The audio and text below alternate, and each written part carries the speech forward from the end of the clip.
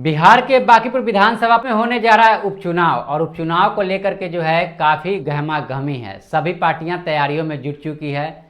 तमाम पार्टियां चाहे आरजेडी हो, बीजेपी हो, जनसुराज हो, सभी लोग जो है अपना समीकरण बैठा रहे हैं और समीकरण बैठा करके जो अपनी जीत की जो है आशंका लगा रहे हैं कि इस बार हम जीतेंगे। हालांकि शुरू से ही आज 40 वर्षों से ही वहाँ पे भाजपा का गर रहा है। लगातार 40 वर्षों से जो है भाजपा वहाँ पे जीतते आ रही है और एक तरफा तो कह सकते हैं कि 20 साल से नितिन नवीन जो कि अभी राष्ट्रीय अध्यक्ष भाजपा के बन गए हैं, बनने के बाद सीट वह खाली हो गई है। उसके बाद वहाँ पर वह सीट जो है एक तरफा 20 वर्षों से नितिन नवीन जीतते आ रहे हैं।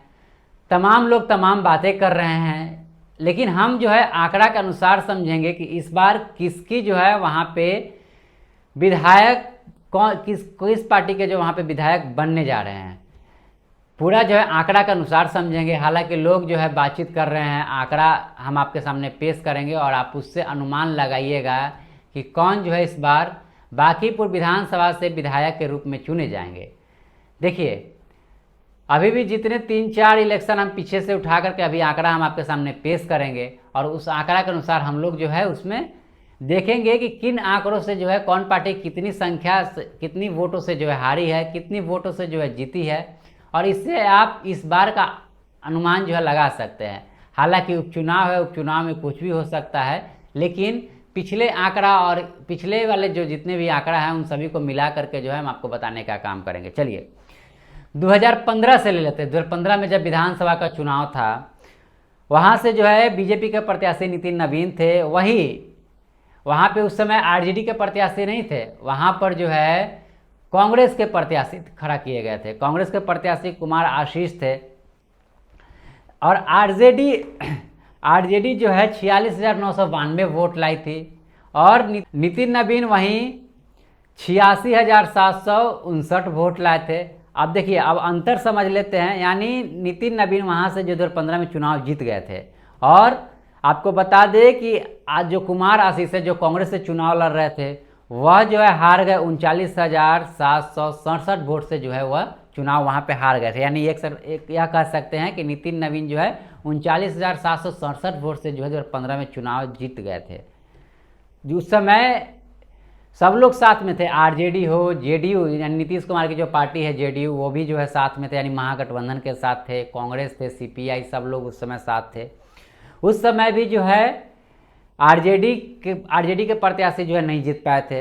अब 2020 का जो है वोट बैंक के बारे में समझ लेते हैं। 2020 में जो है विधानसभा का चुनाव, वहाँ पर बीजेपी वहाँ पे अपना कैंडिडेट नितिन नवीन को ही फिर से खड़ा करती है। वहीं कांग्रेस से लव सिन्हा जो कि शत्रुघ्न सिन्हा के बेटे हैं उनको खड़ा किया जाता है और नितिन नवीन उस समय वोट लाते हैं 83,068 वोट लाते हैं नितिन नवीन जी, और लव सिन्हा उस समय वोट लाते हैं 44,032 वोट। यानी अंतर जो है 39,036 वोटों का अंतर होता है।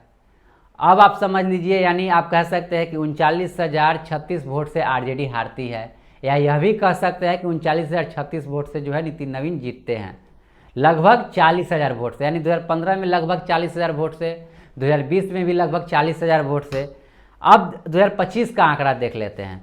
2025 में जो है नितिन नवीन जो है 68,000 वोट ला देते हैं इस बार पिछले साल के अनुसार 10,000 से अधिक वोट लाते हैं। ठीक है, मतलब 2020 में जो है 2020 के चुनाव में 83,000 और इस बार 98,000,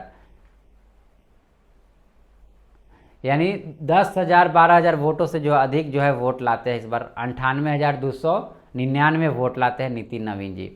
वहीं आरजेडी इस बार जो है दमखम दिखा करके आरजेडी इस बार कहती है कि भाई आप हमेशा से हारते आए हैं वहाँ पर, यानी 15 में भी हारे, आप 20 में भी हारे।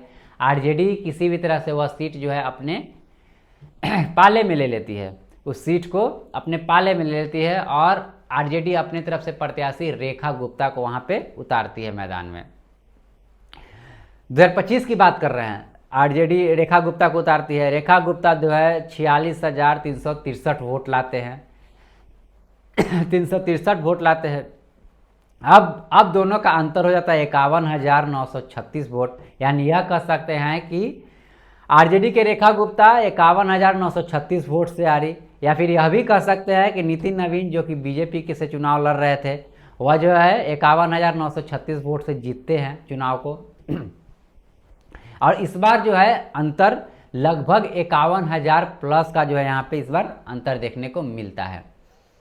अब समझते हैं बात को। 2015 में 40,000 वोट से, लगभग 40,000 वोट से जो है चुनाव भाजपा जीतती है और 40,000 वोट से जो है आरजेडी प्रत्याशी हारते हैं। उसके बाद 2020 में भी जो विधानसभा का चुनाव है उसमें भी लगभग 40,000 वोट से जो है बीजेपी चुनाव जीतती है, नितिन नवीन चुनाव जीतते हैं और 40,000 वोट से लव सिन्हा जो कि शत्रुघ्न सिन्हा के बेटे हैं मतलब 40,000 लगभग चुनाव हारते हैं। इस बार दोनों प्रत्याशी जो है कांग्रेस के थे, यह ध्यान में रखिएगा, यही लॉजिक वाला चीज़ है। इस बार दोनों प्रत्याशी जो है कांग्रेस के थे, लेकिन 2025 में जो है आरजेडी के प्रत्याशी हो जाते हैं और 51,000 वोट से जो है इस बार आरजेडी की हार होती है, यानी जो है भाजपा के 51,000 वोटों से जो है इस बार जीत होती है। 51,936 वोट, लगभग 52,000 के आसपास। अब समझते हैं, रेखा गुप्ता को जैसे ही खड़ा किया जाता है तो 10,000 और वोट जो है प्लस हो जाता है भाजपा में, यानी शिफ्ट हो जाता है। यानी उस समय तो रेखा गुप्ता को लोग पसंद नहीं करते, नहीं 10,000 वोट अधिक चले जाना मतलब समझ रहे हैं। एक चीज़ तो मानने वाली है कि यहाँ पे महागठबंधन की जो सीटें हैं, यानी महागठबंधन के जो प्रत्याशी हैं उनका लगभग 40 यानी 40 और 50,000 अराउंड उनका वोट आता है। 40 से 50,000 उनका लोग गिन चुन करके जो है समर्थन करने वाले उस विधानसभा में, या फिर मुस्लिम और यादव को जो समीकरण आप देख लीजिए तो उसको लेकर के जो है 40 से 50,000 लोग जो है आरजेडी को एकदम आंख बंद करके वोट करते हैं। अब इस बार की बात कर ले तो इस बार जो है मैदान में बीजेपी से जो है नीरज कुमार सिन्हा जी हैं। हालांकि पहले अभिषेक कुमार उर्फ बंटी थे बीजेपी से, लेकिन वो अपना नामांकन जो है वापस ले लेते हैं, यानी अपना रद्द करवा करके जो है, और वहाँ से प्रत्याशी जो है आरजेडी से नीरज कुमार सिन्हा को जो है फिर से लाया जाता है, लॉन्च किया जाता है। उसके बाद आरजेडी से रेखा गुप्ता, इस बार भी आरजेडी से रेखा गुप्ता, हालांकि यह उपचुनाव है, कुछ ही महीनों बाद जो है उपचुनाव देखने को मिल रहा है। चुनाव 2025 में 2026 में जो है उपचुनाव हो रहा है, और यह सीट इसलिए खाली हुआ क्योंकि नितिन नवीन जो है अब केंद्र में चले गए, राष्ट्रीय अध्यक्ष बन गए हैं भाजपा के। और उसके बाद अब यह देखा जा रहा है, हाँ एक चीज़ और छूट गया, आपको बताना भूल गए, और वही उसी समय जनसुराज से जो वंदना कुमारी थी, वंदना कुमारी का वोट जो है उस समय 7,717 वोट आया था। जनसुराज से वंदना कुमारी चुनाव लड़ी थी 2025 में जनसुराज से, जिनका वोट 7,717 वोट आया था। अब चलिए आप समझते हैं इस बात को कि उपचुनाव में अब क्या होगा। उपचुनाव में आरजेडी से प्रत्याशी रेखा गुप्ता, जनसुराज से प्रत्याशी खुद प्रशांत किशोर, और भाजपा से प्रत्याशी आपको तो पता ही है कि पहले अभिषेक कुमार उर्फ बंटी थे, उनको चेंज कर दिया गया, उनका नामांकन वापस ले लिया गया, और फिर से जो है नीरज कुमार सिन्हा को जो है चुनाव बांकीपुर विधानसभा से लड़ाया जा रहा है। तो कयास यह लगाया जा रहा है कि इस बार क्या होगा, क्योंकि इस बार प्रशांत किशोर पांडे खुद चुनाव लड़ रहे हैं वहाँ से, और भाजपा इस बार नितिन नवीन भी नहीं है। इस बार ऐसा कहा जा रहा है कि भाजपा की तरफ से कमज़ोर प्रत्याशी को इस बार वहाँ पर उतारा गया है। इन सभी को देख, अब आंकड़ा जो पिछला आंकड़ा है उसको मिला करके अगर देखा जाए तो भाई हर बार जो है भाजपा निकलते आ रही है।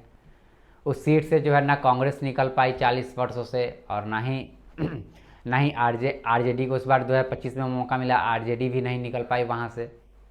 ठीक है, कांग्रेस और आरजेडी यानी महागठबंधन के लोग वहाँ से नहीं निकल पा रहे, हमेशा जो है भाजपा का उगर रहा है। इस बार प्रशांत किशोर वहाँ से चुनाव लड़ रहे हैं, तो लोग सोच रहे हैं कि इस बार प्रशांत किशोर वहाँ से विजयी होंगे, यानी प्रशांत किशोर वहाँ से विधानसभा चुनाव से जो है जीत करके विधानसभा में जाएंगे।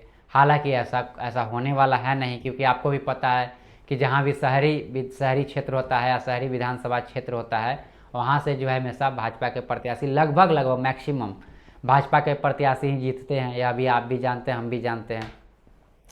पिछला आंकड़ा आप उठा करके देख लीजिए, अगर आंकड़ा उठा करके देख लीजिएगा तो उसमें भी जो है आप देख सकते हैं कि वहाँ पे भाजपा ही जीतते आ रही है। और उसके बाद यह भी आपको बता दें कि प्रशांत किशोर पांडे यहाँ से चुनाव लड़ रहे हैं। तो प्रशांत किशोर पांडे अगर सेंधमारी अगर कितना भी करते हैं, ज़्यादा से भी ज़्यादा करेंगे, तो मान लीजिए उनका प्रत्याशी 7,000 वोट लाए, खूब लाएंगे तो 10,000 20,000 वोट लाएंगे, उससे तो अधिक नहीं ला पाएंगे। अब जो एक तरह से भाजपा लगातार 40 हज़ार वोटों से जीतते आ रही है, 2015 की बात कर ले, 2020 की बात कर ले, 2025 में तो भाई 50,000 वोटों से जीतते आ रही है, वहाँ पे कहाँ पॉसिबल है, कहाँ पॉसिबल है कोई और वहाँ पर आकर के जो है उस गद्दी पे बैठ जाएगा? उस विधानसभा क्षेत्र से कहाँ कौन जीत जाएगा? पॉसिबल ही नहीं है। आप खुद आंकड़ा के अनुसार देख लीजिए। अब एक समीकरण से और समझ लेते हैं भाई। अब भाजपा ही इस बार क्यों जीतेगी? कितना भी कमजोर प्रत्याशी क्यों ना हो, तो भाजपा क्यों नहीं जीतेगी?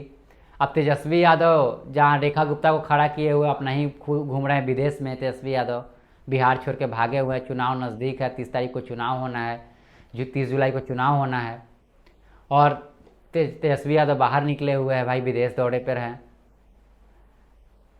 उनके पार्टी से भी उतना चहल पहल नहीं है, लोग उतना ग्राउंड पर जाकर के मेहनत नहीं कर रहे हैं। रेखा गुप्ता में भी कोई इस तरह का एक्टिविटी ज़्यादा नहीं दिख रहा है कि उनको चुनाव जीतना है, या फिर उस तरह का ज़मीनी ग्राउंड पे नहीं दिख रहा है। वहीं भाजपा से बात कर ले तो भाजपा में दलित वोट को लुभाना हो तो चिराग पासवान, मांझी जैसे लोग हैं, जीतन राम मांझी जैसे लोग हैं भाजपा में।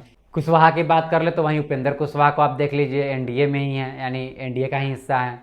अब अगर बात कर ले वहाँ पे ज़्यादा कायस्थ समाज का वोट है, तो कायस्थ समाज से खुद मतलब कायस्थ समाज का वोट जो है भाजपा की ओर जाता है।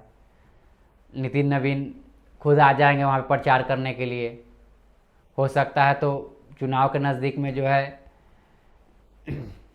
अमित शाह भी आ जाएंगे वहाँ पे प्रचार करने के लिए। तो सब लोग जितने भी जो समीकरण की अगर बात करें, सारा समीकरण तो है बीजेपी के पास ही है, आरजेडी के पास तो कुछ नहीं है। आरजेडी के पास क्या है? आरजेडी के पास कोई समीकरण नहीं है, विचारधारा है। आरजेडी विचारधारा पे चुनाव लड़ रही है, भाजपा समीकरण से चुनाव लड़ते आ रही है। हालांकि विचारधारा के साथ साथ आपको समीकरण भी देखना पड़ेगा, जो कि महागठबंधन के लोग नहीं देख पा रहे हैं। इनके पार्टी में एक अलग टूट चलती है, कोई प्रसन्न नहीं होता है।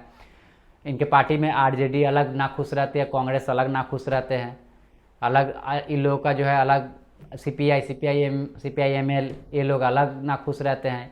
आपस में जो इन लोग का गठबंधन नहीं सही से बन पाता है, तो कहाँ से भाई ये लोग चुनाव जीत पाएंगे?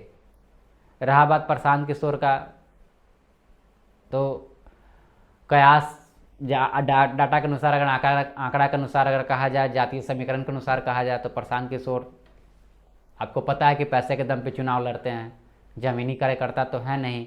और दूसरी बात कि बांकीपुर विधानसभा क्षेत्र के तो है नहीं, है किसी और डिस्ट्रिक्ट के, है किसी और विधानसभा क्षेत्र के, है किसी और जिला के। तो जितना प्रशांत किशोर को यहाँ पे नामुमकिन है, एक तरह से कह सकते हैं मुश्किल है। और भाजपा का तो शुरू से शहरी क्षेत्रों में अपना दबदबा रहा है, गर रहा है। आरजेडी वहाँ पे मेहनत करना नहीं चाह रही है। महागठबंधन के लोग जितना चाहिए मेहनत करना, उस वहाँ ग्राउंड पे मेहनत कर नहीं पा रहे हैं। तो लाजमी है कि सरकार वहाँ पे, यानी वहाँ की जो सत्ता की, वहाँ के जो विधायकी का जो सीट है वह भाजपा के खेमे में इस बार भी जा रहा है। बाकी आप क्या सोचते हैं, अपनी प्रतिक्रिया लिख दीजिए कमेंट बॉक्स में।